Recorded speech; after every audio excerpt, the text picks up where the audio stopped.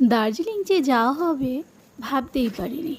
Ticket কাটার পর থেকেই শুধু সবার অসুস্থতা, সে নানানভাবে সবাই শরীর খারাপ হচ্ছে, কেউ ভাইরাল ফিভার, কেউ ওই সেই।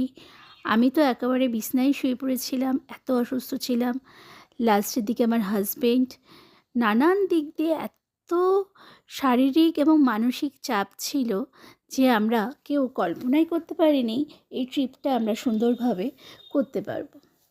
যাই হোক, বাড়ির এরকম পরিস্থিতি দেখে আমার ননদ, বাড়ির সকলে মিলে আমাদের ঠেলেই পাঠালো ধরতে গেলে, যে ঘর থেকে বেরোতো, ঘরে কিছু যেন হয়েছে, তোরা বেরোলেই সব ঠিক হয়ে যাবে। তাই ভোর 4টের সময় আমার ননদ এসে আমাদের সি অফ করতে আসে। আমার মেয়েও পুনে থেকে রাত জাগা, সেও ফোনে আমাদের যোগাযোগ রেখেছে।